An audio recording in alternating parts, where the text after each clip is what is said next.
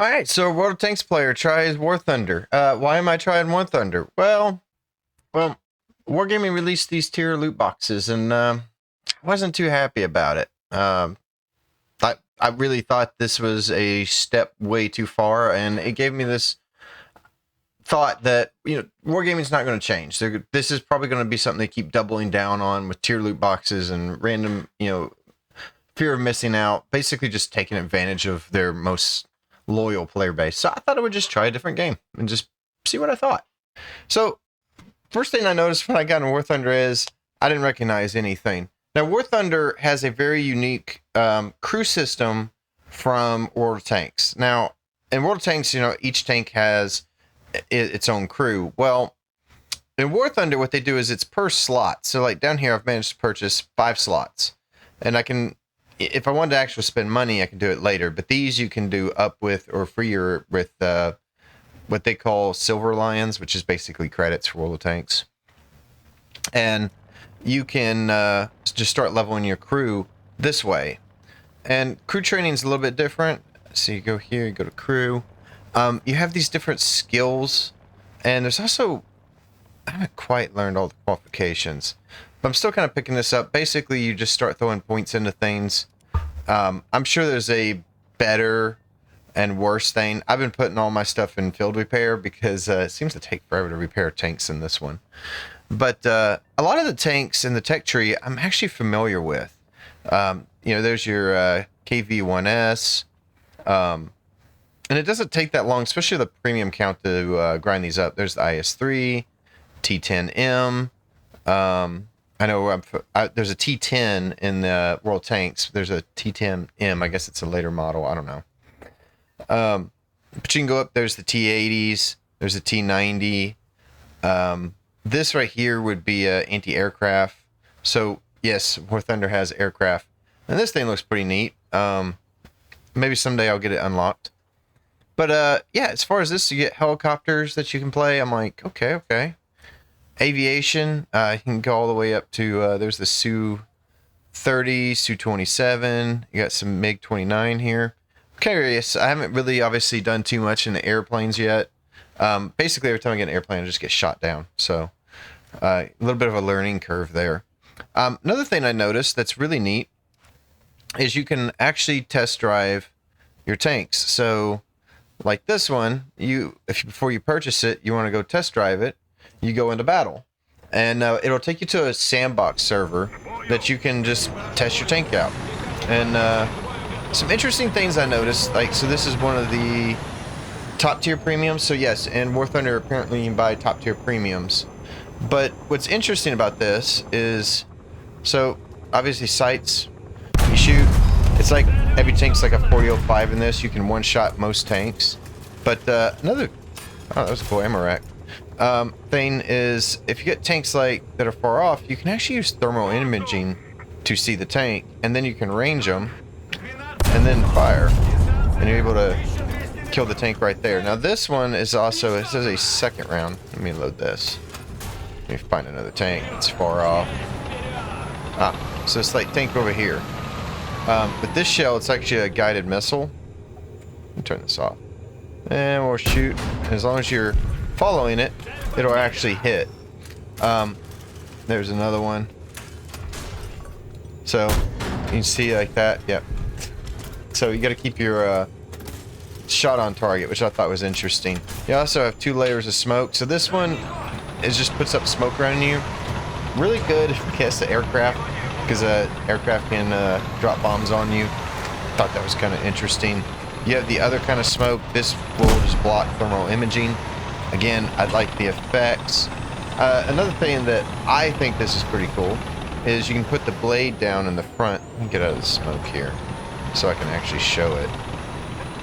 So, in World of Tanks, I'm used to being hold down. I found out in this tank, hold down doesn't really do much for you, but I'm assuming in other tanks it possibly could. But if you lower the blade, well, then you can start digging up the earth. And you see it. I don't know. I just thought this was a cool little touch. I don't know if this is actually useful or not, or how many players are doing it. I really haven't seen players utilizing this much. I've probably used it more than most people do. And that's just because I keep thinking, well, maybe it's useful at some point, but you can see I'm just building up a little mound. And I don't like the physics of this game. I really like. So yeah, now I more or less just hold down here, and I suppose you could fight. Now most tanks seem to be able to just penetrate the face of this tank, but it's okay. We go back to garage. So overall, yeah, I'm really enjoying these tech trees. I like that you can actually go test drive the tanks and see what's kind of coming from that. There's some of these tanks, like with the gold shields, these are all premiums, and these are either reward tanks or you can get them by being in a squadron. And squadron is basically a clan. My community actually does have a clan, so I can start grinding out some of the clan vehicles. And it looks like it's just XP based, as best I can tell. I've worked up to about tier 4, so let's see. I need to. And I'm still struggling with right here. Sure. Okay. So I got like a tier 4 lineup that I can kind of throw out there and play. Works decently well. I mean, it's all these tanks are kind of familiar, but one thing you can do in War Thunder I thought's interesting. You can buy a top tier tank, and you can immediately go into battles and you start grinding, and you get significantly more experience. It allows you to get through the tech tree grinds much faster. But the one thing it doesn't allow you to do, let me put that there, is unlock the field modifications. So the field modifications in this game, you can just purchase them all for actual money, or you can just grind them out. And so far, they haven't taken too long to grind out. I think this actually picks up later on. But what this does is allow you to unlock additional ammo types. This is pretty important because one thing I found is I bounce a lot of targets with the stock shells. And as you kind of level, you end up unlocking more shells. They have higher penetration. Some of them have added effects, like this one right here. You can see what it does. It's got like a fuse that once it penetrates the armor, then it explodes, basically kills the crew. Obviously, track suspension helps with the barrel bouncing down. So some interesting things there that I noticed that I actually liked. As far as what you can get in this, there's helicopters, there's aviation. I've tried a few planes. I pretty much just get shot down. I have not tried any of the ships, and I do not know how this compares with World of War ships or not. I've heard people say that it's not all that great. I don't know. Eventually, I'll get around to testing it out and see what it's like. But so far, I mean, I've actually really enjoyed the game. Let me go into a match here, and I can kind of show a few things that I've been noticing. Yeah. So once you're in the match, you can choose where you spawn. I'm just gonna go to A. I don't know where really to go yet. Yeah, let's go with the T-34. Why not? Let's go with the later version. We'll do that one. Maybe it's better. I don't know. Graphically, I think overall World of Tanks actually has a slightly better graphics than War Thunder, kind of overall. But one thing that you'll notice, you see like the track marks here that tanks are leaving. So that is something that definitely World of Tanks doesn't have. Also, now some trees you can shoot down with your machine guns, which I find hilarious there. There we go. We're cutting it down with machine guns. I just think that's kind of neat, especially when there's like a whole row of them. You can just kind of shoot them all. And also, sometimes I'll see fire hydrants, and if you run over one, you'll actually see the water kind of spout up behind you. And if I see one here, I will definitely try that. I'm probably going to just immediately run into something and die, but that's okay. I'm still learning. You also notice the maps that are significantly bigger. So look at the city here, and you can see all the different corridors and things there are. So one thing I will say, this is not a 3-corridor map, and I really haven't seen a 3-corridor map. They've all kind of had lots of corners and areas you can fight. The mini-map again, I can see there's a tank up there above me. He's already dead. And I'm driving in here by myself, so I'm expecting that I'm just going to come face to face with another tank or just get shot inside. It's typically what happens. I still don't know where to go, but I am having fun. That's another thing when I picked this up is I haven't been concerned with stats for once. Like when I'm playing World of Tanks, like I'm just overly obsessed with how I'm playing, and it's killed some of the fun for me over time. But this is a lot different, especially the aiming. And I've enjoyed like when I actually shoot something that dies. Like the shell goes where I've been aiming. There's a tank. Tank. Maybe not. I just can't see. Yeah, that's another problem. I've been trying to learn what is a tank and what isn't. It's like retraining my eyes to see things. Where's their team at? This was supposed to be all exciting, but another thing also, you know, the physics of this game of War Thunder, I tend to actually, well, something saw me. As you can see, basically everything's a 4005. So if you get shot, you probably die. But yeah, I mean, so far, like, I really enjoy the game. So what other changes have I noticed? Well, you can actually choose different kinds of battles. So you have naval battles, naval realism battles. Same thing, they have an arcade mode. Now the arcade mode basically just gives you like a little bit more information. It's still a lot more like War Thunder than I would say World of Tanks. You know, World of Tanks being an arcade style game, but you can just choose straight up air battles if you want to. The ground realistic battles also have aircraft that you can spawn into them. So, not all of these I have tried, but obviously there's some things, rewards here that you can get.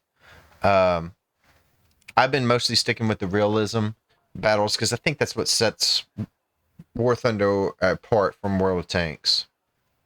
But let's see, what else can I actually talk about that I find interesting? Mostly it's just, I want to talk about the premium tanks. So one thing you'll probably notice is there's a lot less premium tanks at single tier. So it's not like you get to tier 8 and there's like 200 premium tanks at tier 8. That's not really how this works. They do have premium tanks. They're at different ranks. Now, they don't really do tiers. What you'll see is like there's battle ratings and then there's a tier system. So this would be ranks. So you have rank 4, but you have a battle rating of 5. And the ranks seem not to have a lot of correlation with battle ratings. So there's rank 4, battle rating 6.3. So the way the battle ratings work is you can see, I think, a full rank higher. So you can see like a 7.3. And my understanding of this is that they understand that certain tanks or planes just are inherently stronger than the others. So if one's overperforming, they might bump it up a battle rank to it's more in line with its competitors. Now, another thing that probably is not all that popular, mosquito. Almost caught him though. If I was a Kung Fu master, I would have caught it.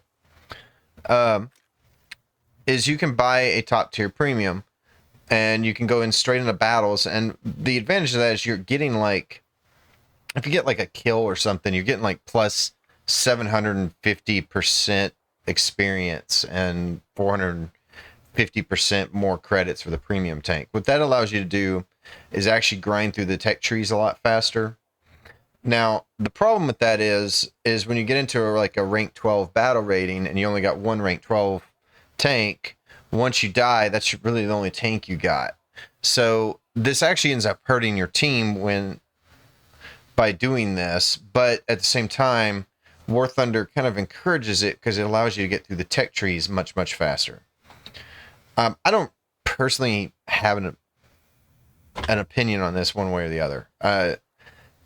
In one end, it doesn't make sense. On the other end, I understand they're wanting to sell tanks and make a little bit of cash.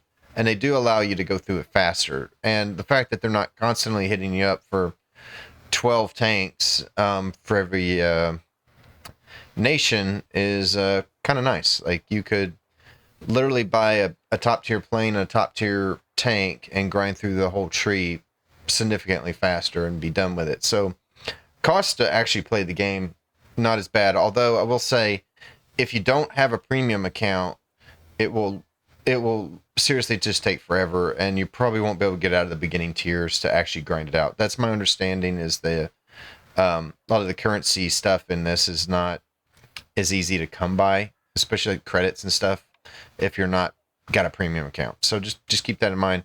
The premium account is cheaper than World Tanks. I think this is like $10 a month or something. So is what I kind of worked it out at. What else can I say? So far, I'm learning. I'm actually enjoying it. Am I quitting World of Tanks? I haven't even made up my mind. What I have decided is I'm not putting any more money into it.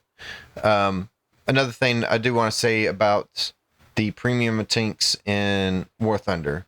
Every few months, they kind of have them 50% off. So you can buy them on sale and save a lot of money if that was your goal, if you're wanting to get into it. Just pay attention to the sales. And I don't think, this is my opinion, I know some people are going to disagree with it, but I don't have an issue with people buying top tier premiums and jumping into the top tier. From what I've found just playing, the top tier, it is just drastically different from the mid tiers and the lower tiers. Like, they seem to have their own play styles as you go tiers, because when you get a top tier, you get thermals, you get more accurate guns, they aim faster. And then when you get to like low tiers, it's like you got to aim a little bit longer. You get more shell drop. You don't get the range finders. So just something to keep in mind. But yeah, I mean, so do I recommend it? So far it's got my interest, and I'm going to play it a little bit more, see if I really like it or not. I don't know if it replaces World of Tanks for me or not. I'm not going to step fully away from World of Tanks. I'll still be doing clan activities and things like that regardless. But, I think as far as putting my money into something, Wargaming has not earned it. And in fact, they have pushed me away from doing it, and I'm going to do something else. So let me know, guys. Have you tried it? Have you tried War Thunder? Did you like it? Did this inspire you to go give it a shot? That'd be kind of neat. But maybe I'll see you in a battle. Most likely you'll be killing me because, I may be good at World of Tanks. I'm not good at War Thunder yet.